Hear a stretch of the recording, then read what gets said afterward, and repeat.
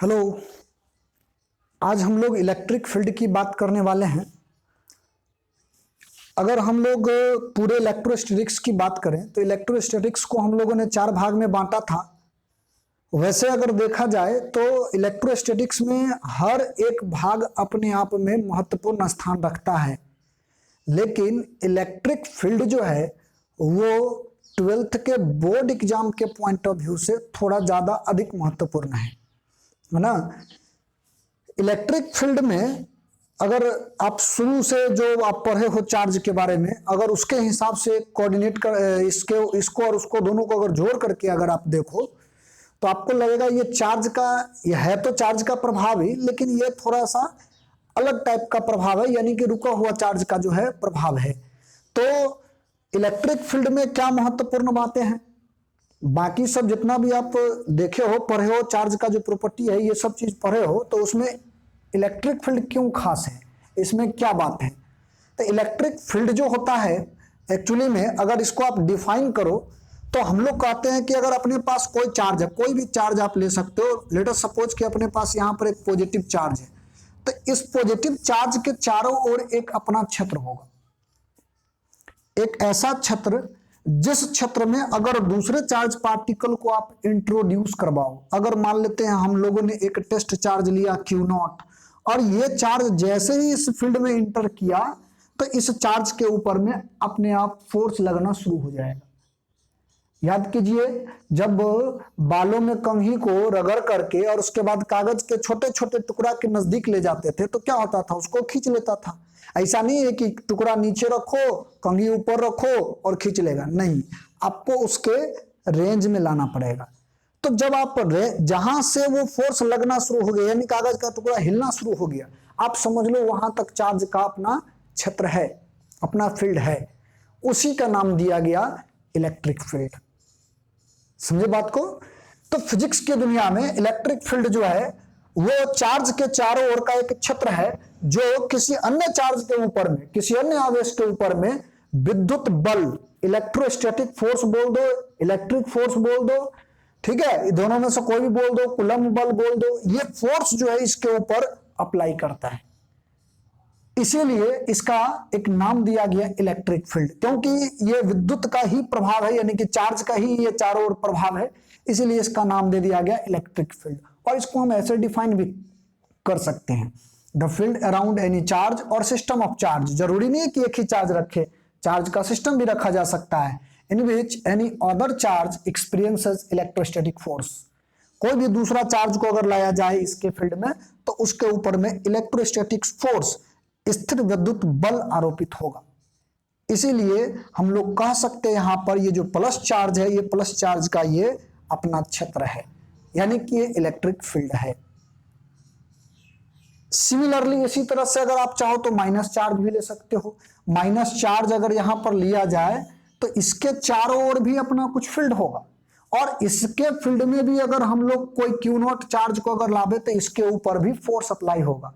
Force का nature बदल सकता है, फोर्स का नेचर अलग होगा, बट फोर्स लगेगा, ठीक है। तो हम लोग इलेक्ट्रिक फील्ड को इस तरह से डिफाइन करते हैं, लेकिन इलेक्ट्रिक फील्ड को रिप्रेजेंट कैसे करेंगे, क्योंकि दो चार्ज है, क्या दोनों का जो इलेक्ट्रिक फील्ड होगा निकालने का क्या है प्रोसेस, उसको तो हम लोग आगे देखते हैं, लेकिन क्या दोनों का इलेक्ट्रिक फील्ड जो होगा एक जैसा होगा, तो नहीं। याद रखिएगा, प्लस जो चार्ज होता है इसका जो इलेक्ट्रिक फील्ड का डायरेक्शन होता है वो रेडियली आउटवर्ड होता है, यानी कि चार्ज का जो सेंटर है उस सेंटर से बाहर की ओर ऐसा ऐसा इसका डायरेक्शन होता है। ये इलेक्ट्रिक फील्ड है प्लस के लिए, पॉजिटिव के लिए, ठीक है। आप बोल सकते हो इसका जो हो गया वो रेडियली आउटवर्ड डायरेक्शन हो गया, ठीक है। सिमिलरली अगर इस पर अगर बात करोगे तो जाहिर सी बात है इसका अपोजिट हो जाएगा, क्योंकि अपोजिट नेचर का चार्ज है ना, है ना। तो ये क्या करेगा, अपोजिट चार्ज है तो इसका हो जाएगा रेडियली इनवर्ड, है ना, इसको बोल सकते हैं, इसका हो जाएगा रेडियली इनवर्ड डायरेक्शन। तो इलेक्ट्रिक फील्ड प्लस और माइनस में किस डायरेक्शन में होगा, ये बात आपको समझ में आया।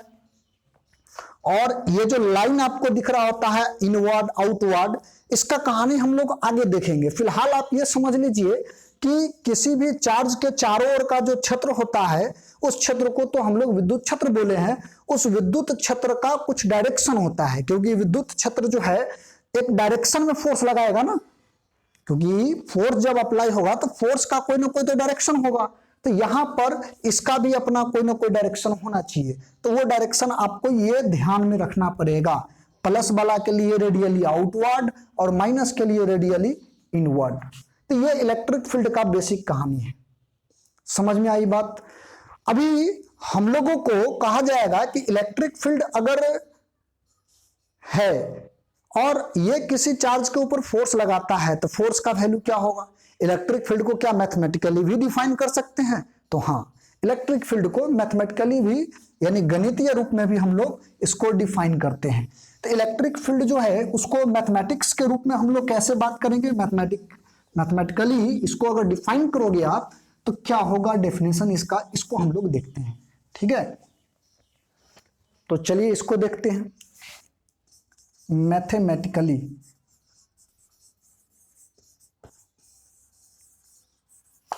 अगर आप इसको मैथमेटिकली डिफाइन करो तो इसका डेफिनेशन हो जाता है the force per unit charge is electric field.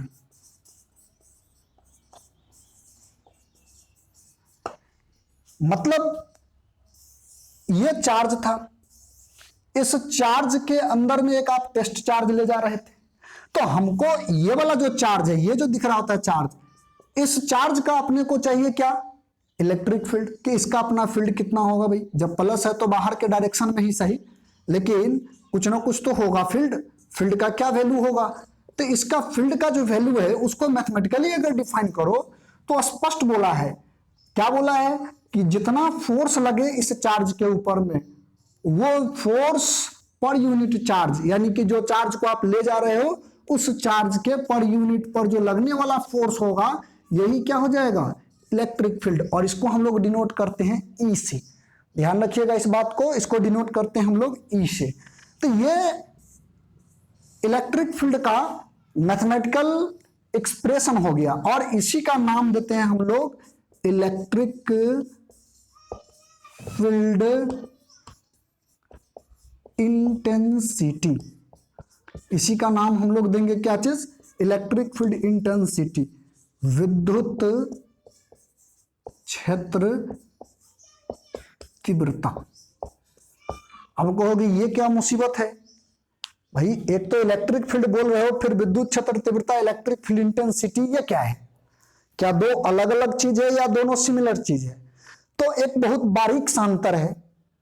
और यहां पर बारीक सा अंतर ठीक वही है जैसा अंतर क्रिकेट की दुनिया में विकेट और स्टंप के बीच होता है ना।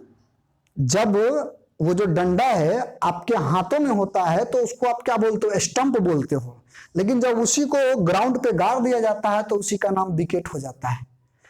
कुछ इसी प्रकार का अंतर जो है इलेक्ट्रिक फील्ड और इलेक्ट्रिक फील्ड इंटेंसिटी में है। जब हम लोग किसी चार्ज के चारों ओर फील्ड को डिफाइन करते हैं तो इसका नाम हम इलेक्ट्रिक फील्ड बोलते हैं। लेकिन उसी इलेक्ट्रिक फील्ड की मात्रा को जब हम कैलकुलेट कर लेते हैं तो उसका नाम थोड़ा बदल करके इलेक्ट्रिक फील्ड इंटेंसिटी भी बोल सकते हैं आप, है ना। यही छोटा सा अंतर जो है उसमें है और कुछ नहीं है। यानी कि आप इलेक्ट्रिक फील्ड इंटेंसिटी को इलेक्ट्रिक फील्ड भी बोल सकते हो, ठीक है, या इलेक्ट्रिक फील्ड को इलेक्ट्रिक फील्ड इंटेंसिटी भी बोल सकते हो। कोई अंतर नहीं है ना। एक छोटा सा खाली बस अंतर है रिप्रेजेंटेशन का रखने का। तो इलेक्ट्रिक फील्ड का कहानी मैथमेटिकली भी आपको समझ में आ गया होगा। इसको हम लोग इस तरह से डिफाइन करते हैं। तो जाहिर सी बात है अगर इसका आप यूनिट लिखो तो ऐसा यूनिट क्या हो जाएगा? इसका अगर ऐसा यूनिट लिखो तो ये तो हो जाएगा न्यूटन और इसका हो जाएगा कूलम। तो न्यूटन पर कूलम इसका ऐसा यूनिट हो जाएगा।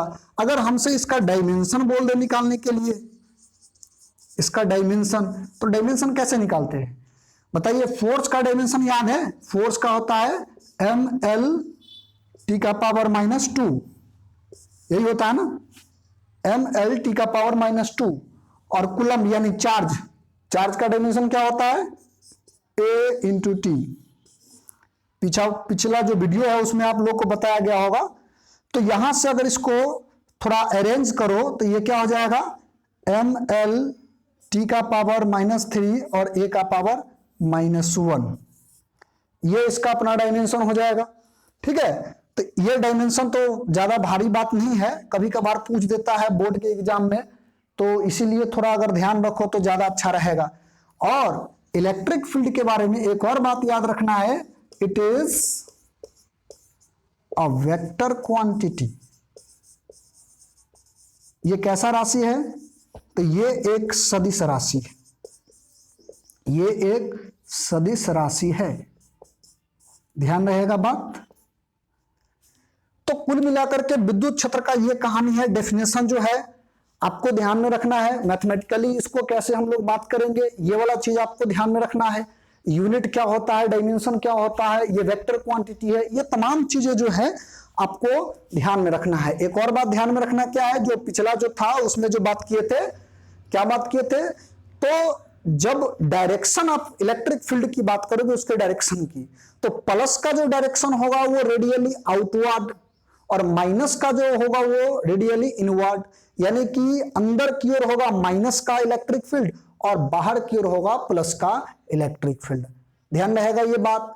तो विद्युत क्षेत्र का ये बेसिक कहानी जो है, उम्मीद करते हैं कि आपको समझ में आया होगा और इसको आप ध्यान में रखो। बोर्ड के एग्जाम में डायरेक्ट इससे क्वेश्चन पूछता है तो हम लोग उसको आसानी से सॉल्व कर सकते हैं। ठीक है, चलिए अब आते हैं हम लोग कि अगर मान लीजिए हमारे पास एक कोई फील्ड है, उस फील्ड में हम लोगों ने किसी चार्ज को फेंका है, तो उस चार्ज के ऊपर में फोर्स कैसा लगेगा।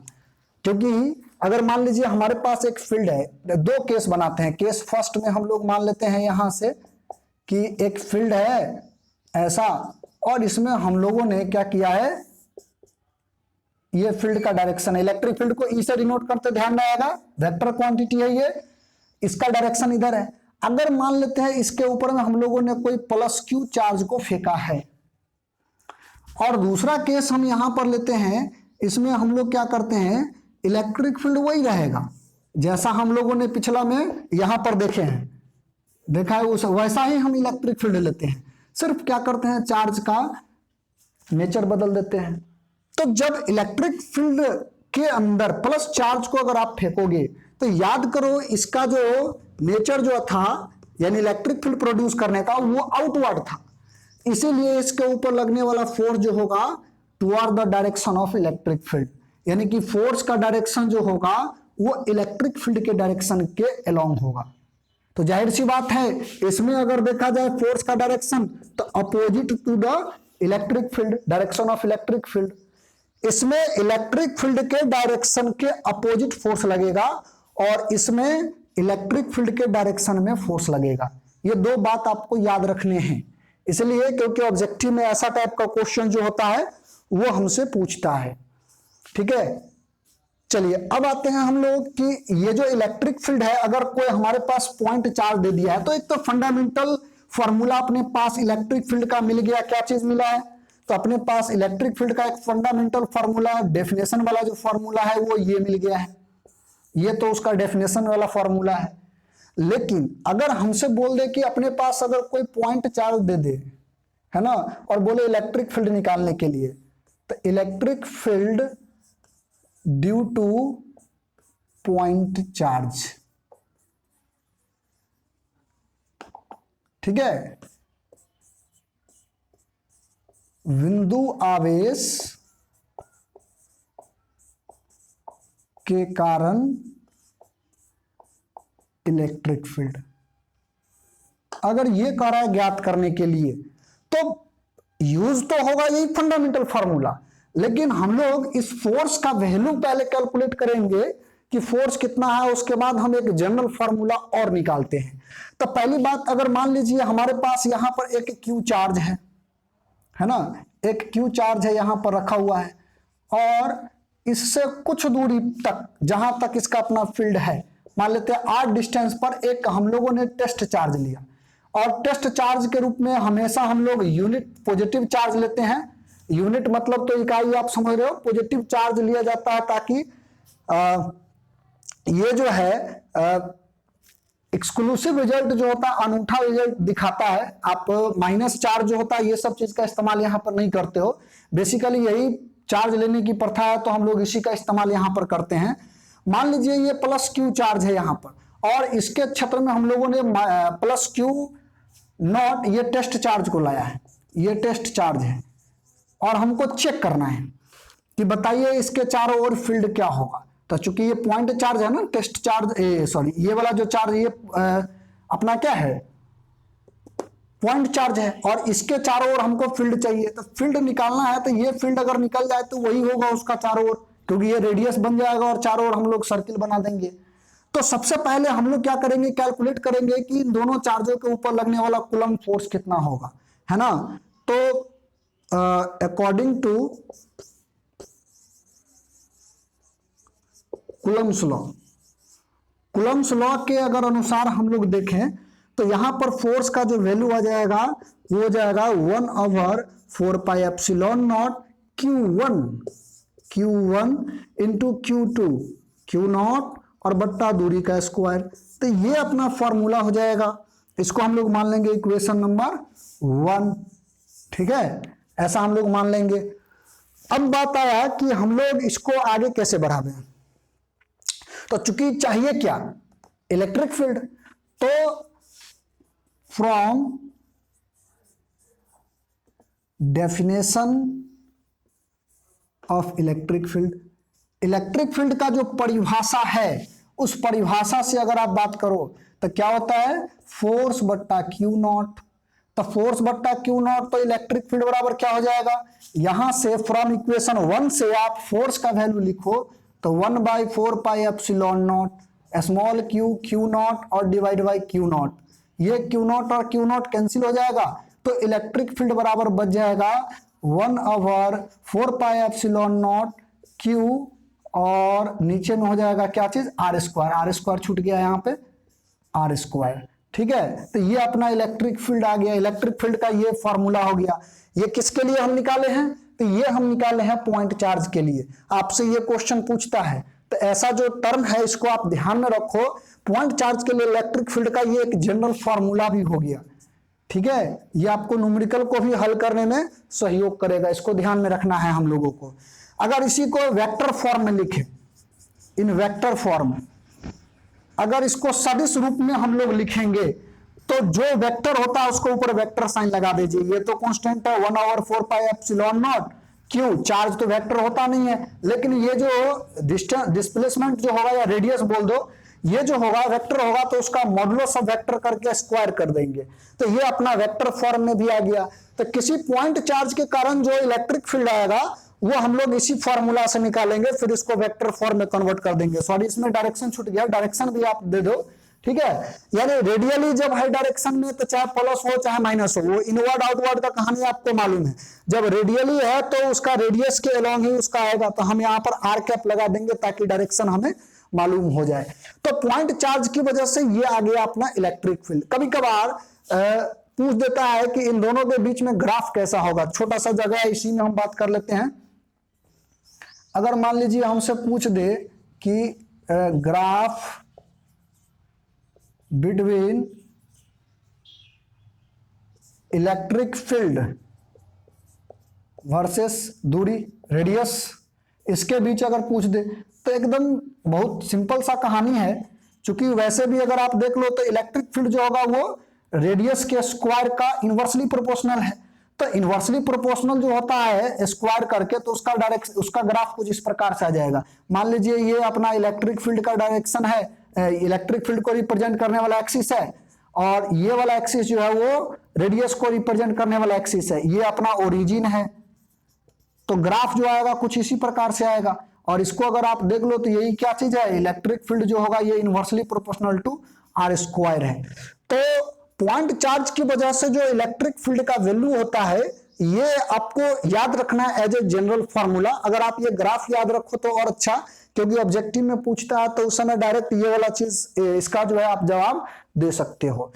तो इलेक्ट्रिक फील्ड का इधर का जो कहानी है, जो बेसिक कहानी है, हम उम्मीद करते हैं कि ये वाला बात आपको समझ में आया होगा, और अच्छा से अगर तैयार कर लो तो परीक्षा के पॉइंट ऑफ व्यू से तो ठीक है ही, साथ में आपका जो है इसके ऊपर जो भी है नॉलेज थोड़ा बढ़ भी जाएगा।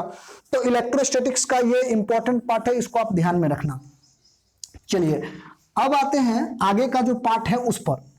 तो ये जो हम अभी देख रहे थे, अभी जस्ट थोड़ा देर पहले आपको हम बताए थे कि इलेक्ट्रिक फील्ड जो होता है प्लस या माइनस की वजह से, उसमें एक रेडियली आउटवर्ड और इनवर्ड डायरेक्शन दिखाया गया था, जिसमें कुछ लाइन खींचा गया था। उसी लाइन पर अब हम चर्चा करेंगे। इसको बोलते हैं हम लोग इलेक्ट्रिक लाइंस ऑफ फोर्स, है ना। तो अपना जो अगला टॉपिक होगा वो होगा इलेक्ट्रिक लाइंस ऑफ फोर्स। इसको हिंदी में बोलते हैं हम लोग विद्युत बल रेखाएं।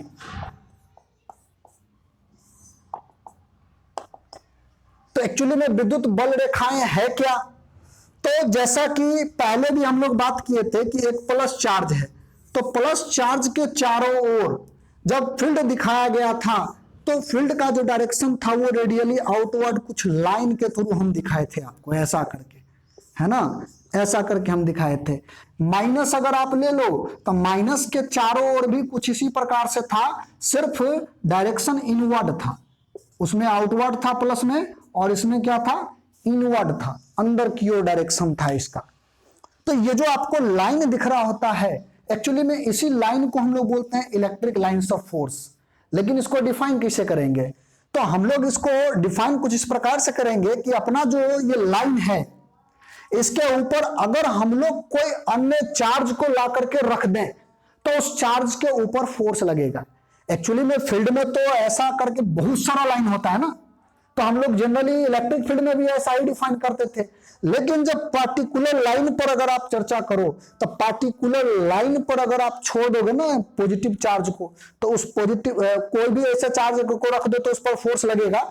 लेकिन कहा जाता है कि अगर यूनिट पॉजिटिव चार्ज को अगर इस पर छोड़ दिया जाए तो उस पर मूव करने के लिए वो स्वतंत्र हो जाता है, अगर छोड़ दिया जाए तो वो मूव करना शुरू कर देता है। तो हम लोग इलेक्ट्रिक लाइंस ऑफ फोर्स को कुछ इसी प्रकार से डिफाइन करते हैं।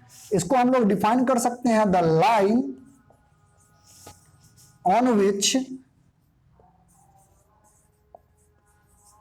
Any charge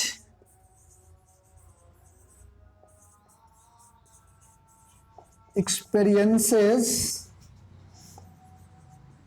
force when it is putted on it, then these lines are known as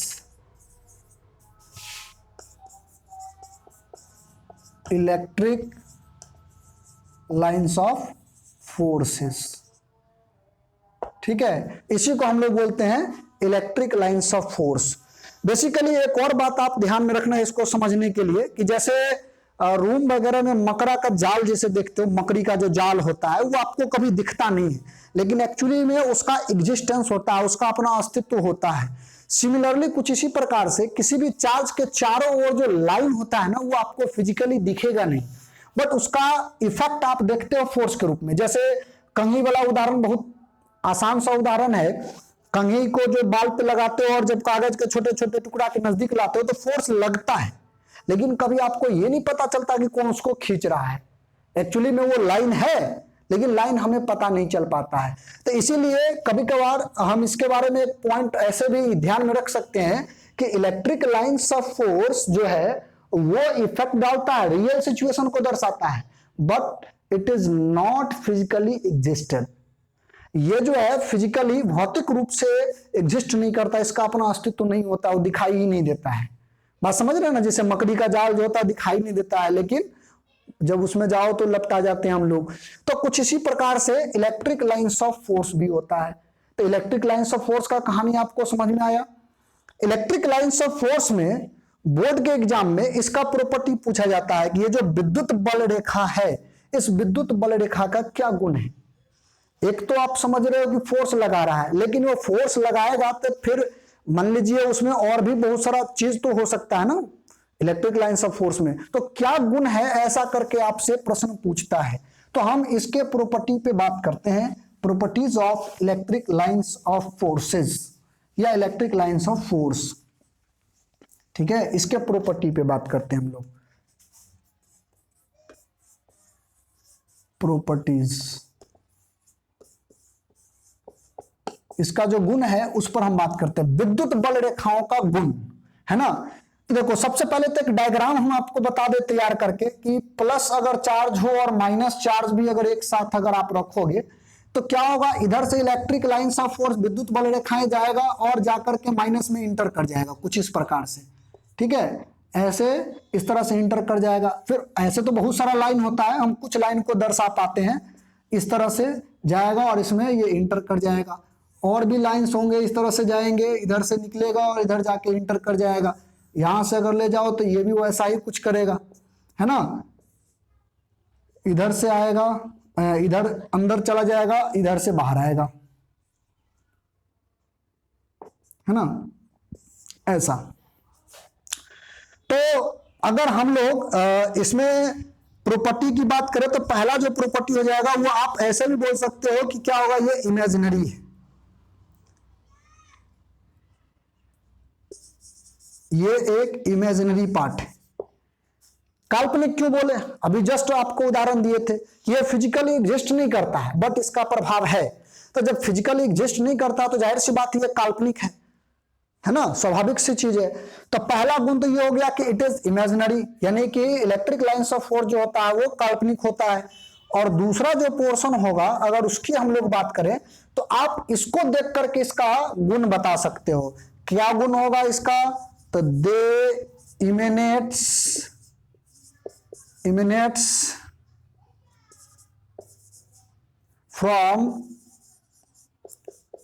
positive and terminates on negative charge। मतलब ये कि विद्युत बल रेखाएं जो है वो प्लस से निकलता है और माइनस में इंटर कर जाता है। बात समझ में आया। तो ये दूसरा गुण हो गया, माने जो कुछ गुण अगर हम लोगों को दिख रहा है तो हम उस पर भी बात करेंगे। तो पहला गुण तो ये हो गया कि ये इमेजिनरी है, काल्पनिक है। दूसरा गुण ये हो गया कि ये हमेशा इमिनेट होता है कहां से, यानी कुछ सर्जित होता है कहां से, पॉजिटिव चार्ज से, और कहां पे समाप्त होता है, तो निगेटिव चार्ज पे जाके समाप्त हो जाता है। चलिए अब अगला प्रॉपर्टी पे आते हैं, जो सिंपल प्रॉपर्टी है पहले उसकी बात कर लेते हैं हम लोग।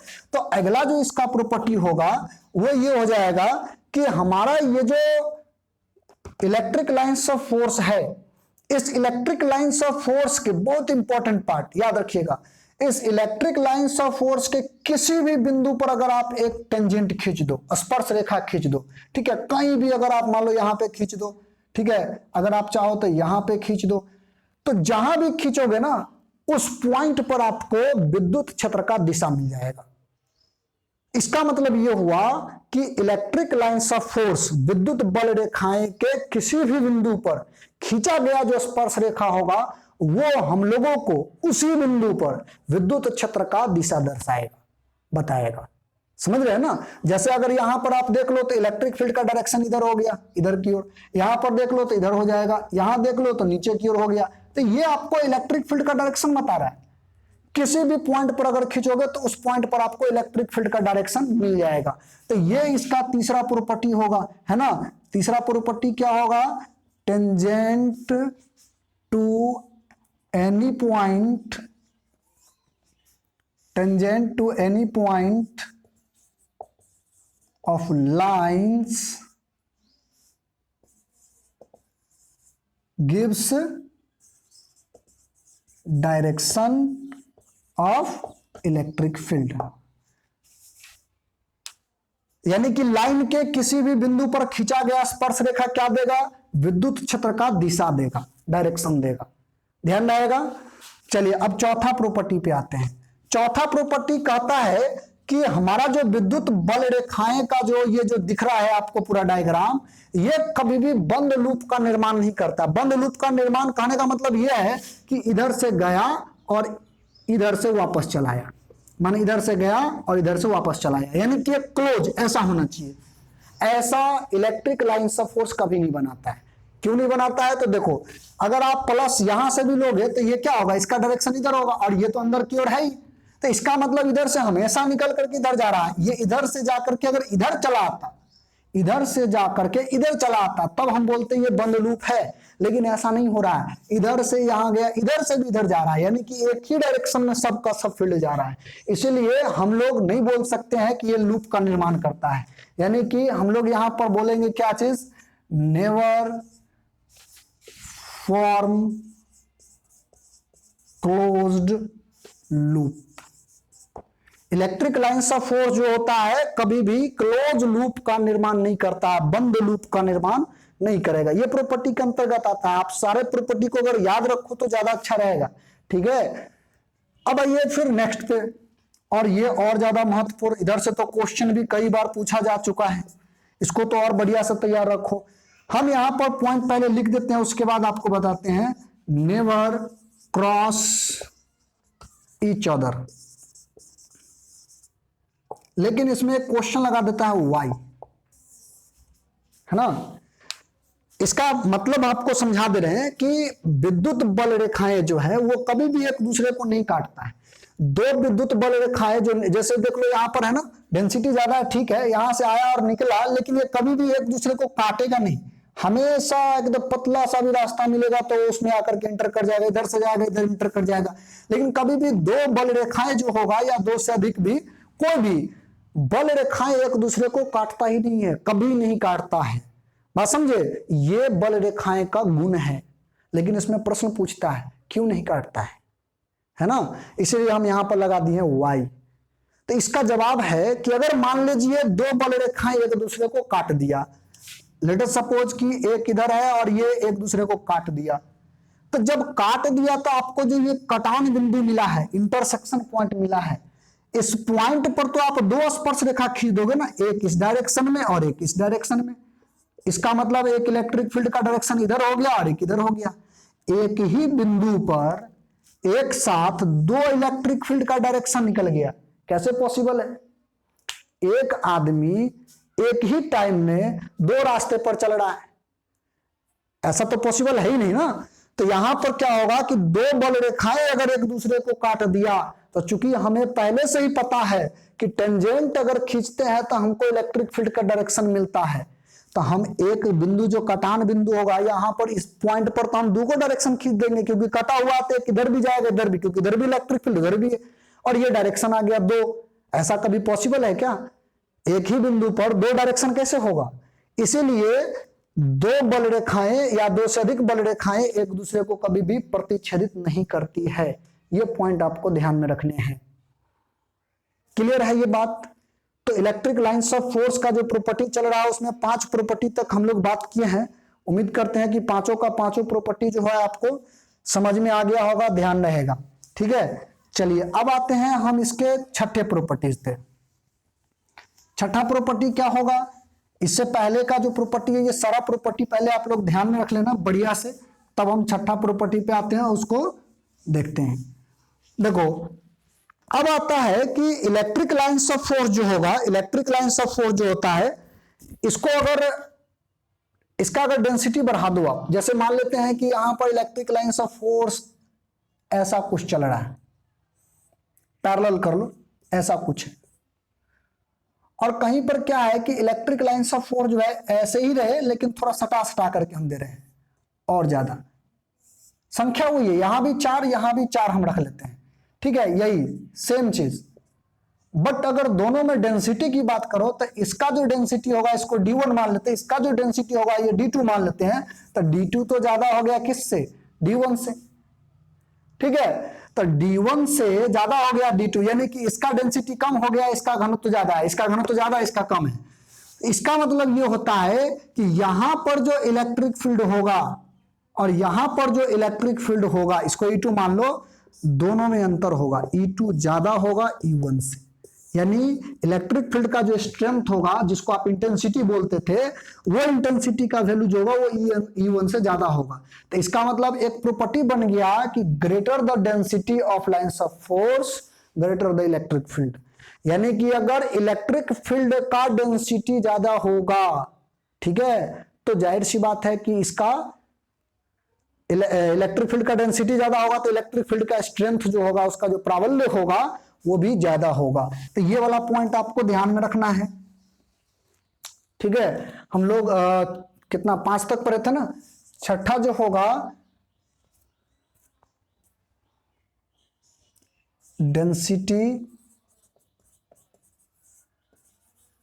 Density of lines of force is directly proportional to electric field strength, ठीक है। तो ये छठा प्रॉपर्टी हो जाएगा। इसको हम लोग ध्यान में रखेंगे, इसको बढ़िया से अगर ध्यान रखो तो और अच्छा रहेगा। चलिए अब हम लोग आते हैं अपना जो 5 के बाद छठा जो प्रॉपर्टी है, छठा प्रॉपर्टी के बाद हम लोग आते हैं कि लाइंस ऑफ फोर्स जो होगा और क्या प्रभाव डालेगा। तो देखिए सबसे पहले